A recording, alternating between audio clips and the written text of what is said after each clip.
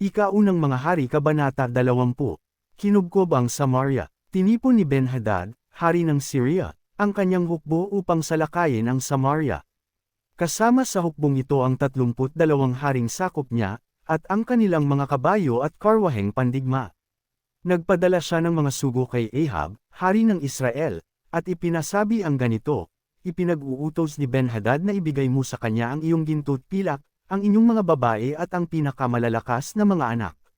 Sumagot ang hari ng Israel, masusunod po ang sabi ninyo, mahal kong hari at Panginoon. Ako at ang lahat ng sa akin ay ituring mong sa iyo. Ngunit bumalik kay Ahab ang mga sugo at ganito naman ang sabi, ipinapasabi ni Ben-Hadad na ibigay mo sa kanya ang iyong ginto at pilak, pati ang iyong mga asawa at anak. Tandaan mo, bukas sa ganitong oras, darating ang kanyang mga tauhan upang halughugin ang iyong palasyo, at ang mga bahay ng mga tauhan mo. Kukunin nila ang kanilang magustuhan. Tinipon ng hari ng Israel ang lahat ng matatandang pinuno sa kaharian at sinabi, tingnan ninyo. Maliwanag na gusto tayong lipulin ng taong iyan.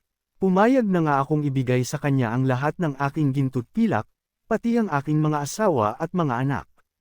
Sumagot ang matatandang pinuno at ang buong bayan, huwag ninyo siyang pansinin. Huwag po kayong papayag, kaya't ganito ang sagot ni Ahab sa mga sugo ni Ben-Hadad, sabihin ninyo sa mahal na hari, lahat ng iniutos ninyo noong una sa inyong alipin ay gagawin ko. Ngunit itong huli ay hindi ko magagawa. At umalis ang mga sugo, dala ang ganoong sagot. Nagpasabi muli si Ben-Hadad, magpapadala ako ng mga tauhang wawasak sa lungsod mong ito, at tatangayan nila ang mga nasira nilang bagay. Parusahan sana ako ng mga Diyos kung hindi ko ito gagawin. Sumagot ang hari ng Israel, sabihin mo kay Haring Ben-Hadad na ang tunay na sundalo ay hindi nagyayabang hanggat hindi pa natatapos ang labanan. Nasa kanyang tolda noon si Ben-Hadad at nakikipag-inuman sa mga haring kasama niya. Pagkarinig sa sagot na iyon ay sumigaw si Ahab, salakayin. Salakayin ang kaaway. At humanda ang bawat isa sa pakikipaglaban.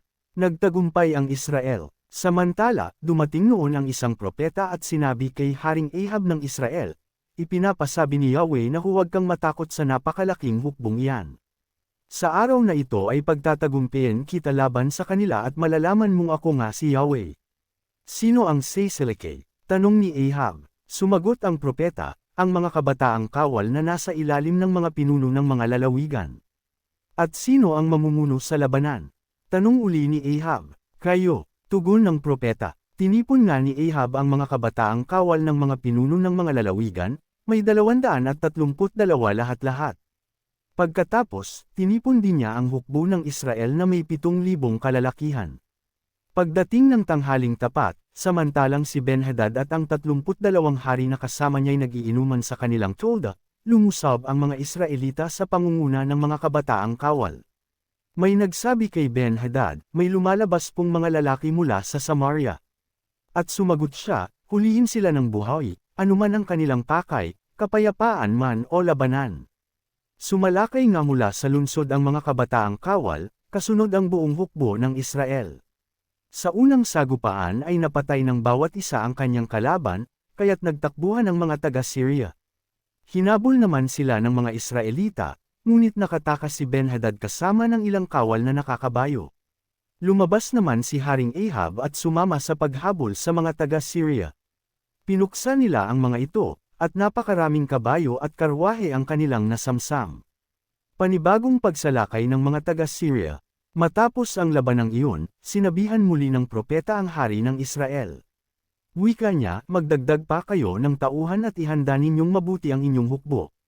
Planuhin ninyong mabuti ang dapat gawin, sapagkat sa susunod na tagsibol ay muling Seiseleke ang hari ng Syria, pinayuhan din ng kanyang mga opisyal ang hari ng Syria, at kanilang sinabi, mga Diyos ng kabundukan ang kanilang Diyos, kaya tayo natalo, ngunit labanan natin sila sa kapatagan at tiyak na matatalo sila. Ganito po ang inyong gawin, alisin ninyo sa kanilang tungkulin sa hukbo ang mga haring kasama ninyo, at palitan ninyo ng mga pinunong kawal, bumuo kayo ng isang hukbong sinlaki ng dati, na may gayon ding dami ng kabayo at karwahe, sa kapatagan natin sila labanan at ngayoy tiyak na magtatagumpay tayo, nakinig ang hari sa kanilang payo at ganoon nga ang ginawa, tagumpay sa Afek pagsapit ng tagsibol, Tinipo ni Ben-Hadad ang hukbo ng Syria at nagtungo sa Aphek upang lusubin ang Israel, nagtipon-tipon din naman ang mga Israelita at naghanda upang salubungin ang kalaban, nagdalawang pangkat sila, at nagtayo ng kampo sa tapat ng mga yun, parang dalawang kawan lang ng kambing ang hukbo ng Israel, samantalang halos matakluban ng hukbo ng Syria ang puok na yun.